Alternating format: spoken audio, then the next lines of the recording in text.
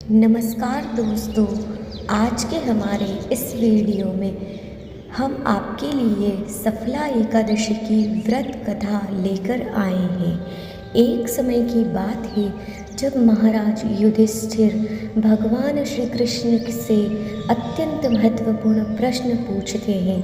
जनार्दन, पौष मास के कृष्ण पक्ष में कौन सी एकादशी आती है और किस प्रकार इसका पालन करना चाहिए?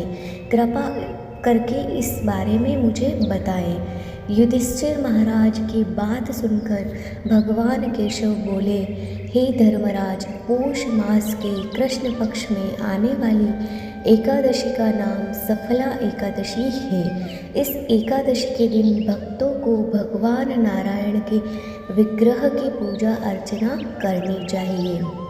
मैं आपको सफला एकादशी की पौराणिक कथा सुनाता हूँ, ध्यानपूर्वक सुनिए। एक समय चंपावती नाम की एक सुंदर नगरी थी, जहाँ महिष्मती अत्यंत पराक्रमी और धर्मनिष्ठ राजा राज्य करते थे। उनके 4 पुत्र थे। राजा का सबसे ज्येष्ठ पुत्र लंपक सदैव पाप कर्मों में लिप्त रहता था। स्त्री दुराचार, जुआ खेलना, ब्राह्मण और शास्त्रों का अपमान करना, वैष्णव की निंदा करना उसके लिए सामान्य कार्य थे। उनके इन पाप कर्मों का असर राज्य पर पड़ने लगा। एक दिन राजा महिष्मती ने उसे अपने राज्य से निष्कासित कर दिया। लुम्पक राज्य के बाहर के एक जंगल में रहने लगा, लेकिन अभी भी उसकी पाप में प्रवृत्ति में कोई कमी नहीं आई। वो दिन में जंगल के प्राणियों का शिकार करता और उनके मांस का भक्षण करता था, और रात्रि के समय नगर में जाकर लूटपाट करता था। अनेक बार लोगों ने उसे चोरी और लूटपाट करते पकड़ा भी था, लेकिन लुम्पक के पाप कर्मों का अंत नहीं हुआ। वो जंगल में एक अति प्राचीन विशाल भगवान श्रीहरि के प्रिय पीपल के पेड़ के नीचे रहता था। इस प्रकार काफ़ी समय बीत गया। आखिरकार उसके जीवन के परिवर्तन का समय आ ही गया। एक दिन संयोगवश पौष मास की ठंड के कारण वो सारी रात सो नहीं पाया।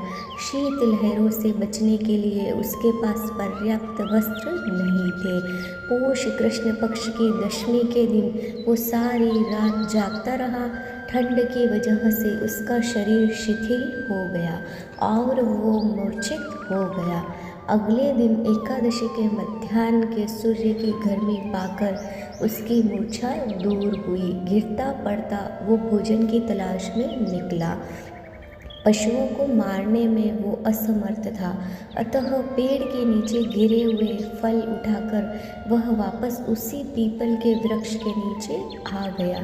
उसे समय तक सूर्यास्त हो चुका था।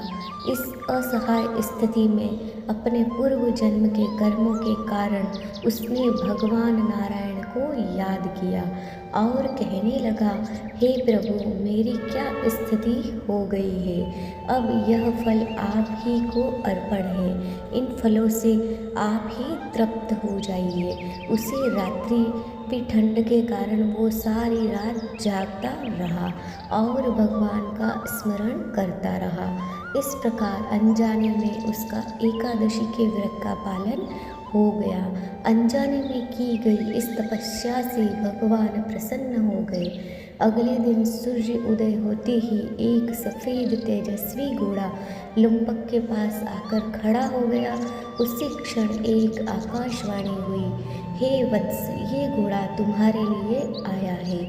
भगवान नारायण की असीम कृपा और सफला एकादशी का नियम पूर्वक पालन करने के कारण तुम्हारे समस्त पाप नष्ट हो गए हैं। अब तुम इस घोड़े पर सवार होकर अपने पिता के पास अपने नगर में वापस चले जाओ। तुम्हारा राज्य तुम्हें वापस मिल जाएगा।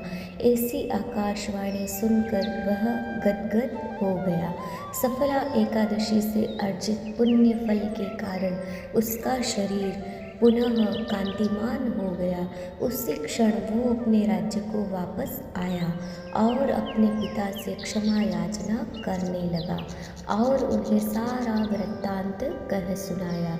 उसके पिता ने जब उसे समस्त सद्गुणों से युक्त देखा तो वह अत्यंत प्रसन्न हुए और लुम्पक को राज्य का कार्यभार संभलाकर वो वन को तपस्या के लिए चले गए। इस प्रकार लुम्पक ने अपने राजकुमार होने के सभी दायित्वों को निभाया। अपने पिता के पद चिन्हों का अनुसरण करते हुए वह अपने देह को त्यागने के बाद वैकुंठ लोक को प्राप्त हुआ। कथा समाप्त करते हुए भगवान श्री कृष्ण कहते हैं, हे राजन, जो व्यक्ति सफला एकादशी की इस कथा का श्रवण या पाठन करते हैं उन्हें राजसूय यज्ञों का पुण्य फल प्राप्त होता है। उनके समस्त कष्ट नष्ट हो जाते हैं और अंत में वैकुंठ को वो प्राप्त करते हैं। जय श्री हरि विष्णु, जय श्री राधे कृष्णा।